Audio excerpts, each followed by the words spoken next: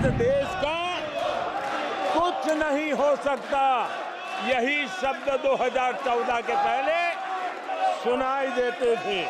उस समय आए दिन अखबार खोलते थे तो घोटालों की खबरें ही पढ़ने को मिलती थी। घोटालों से स्पर्धा, ये घोटालेबाज लोगों के घोटाले, इसी का एक कालखंड था। बेशर्मी के साथ सार्वजनिक रूप से स्वीकार भी कर लिया जाता था कि दिल्ली से 1 रुपया निकलता है तो 15 पैसा पहुंचता है। इस घोटालों की दुनिया ने देश को निराशा की गर्त में डुबो दिया था। आदरणीय सभापति जी, 2014 के उन दिनों को याद कीजिए। उन 2014 के उन दिनों को याद करेंगे तो हमारे ध्यान में आएगा कि हमारे देश के लोगों ने उनका आत्मविश्वास खो चुका था। देश निराशा की गर्त में डूब चुका था। ऐसे समय 2014 के पहले देश ने जो सबसे बड़ा नुकसान भुगता था, जो सबसे बड़ी अमानत खोई थी, वो था देशवासियों का आत्मविश्वास। और जब विश्वास और आत्मविश्वास खो जाता है तब उस व्यक्ति को, उस समाज को, देश को खड़ा होना मुश्किल हो जाता है।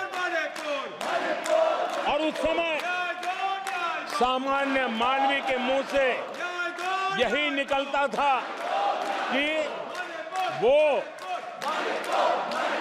इस देश का कुछ हो नहीं सकता।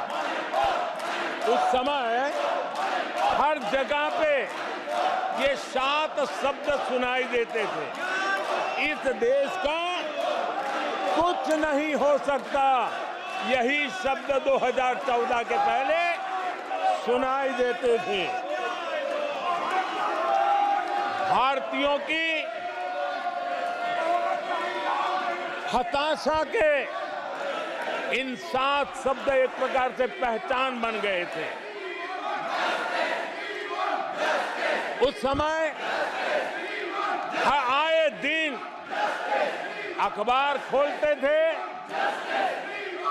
तो घोटालों की खबरें ही पढ़ने को मिलती थी और सैकड़ों करोड़ के घोटाले, रोज नए घोटाले, घोटालों से स्पर्धा, ये घोटालेबाज लोगों के घोटाले, इसी का एक कालखंड था।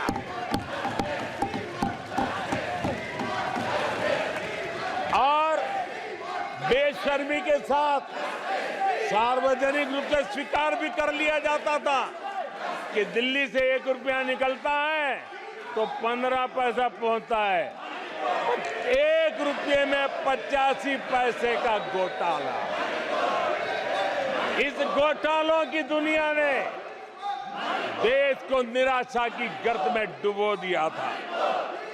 पॉलिसी पैरालिसिस था, फ्रेजाइल 5 में पहुंच चुके थे।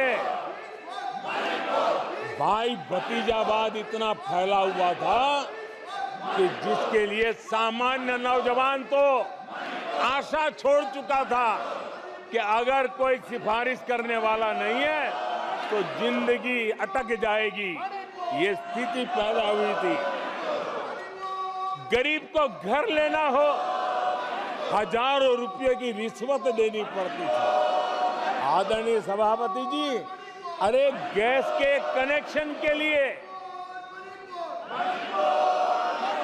मेंबर पार्लियामेंट के यहाँ, सांसदों के यहाँ अच्छों को चक्कर काटने पड़ते थे और वो भी बिना कट के लिए गैस के कनेक्शन नहीं मिलते थे। आदरणीय सभापति जी, मुफ्त राशन भी पता नहीं कब बाजार में दुकान पर बोर्ड लटक जाए, हक का राशन नहीं मिलता था, उसके लिए भी रिश्वत देनी पड़ती थी।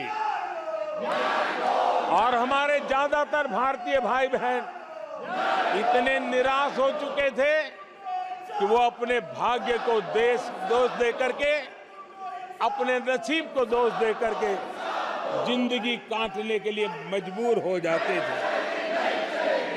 आदरणीय सभापति जी,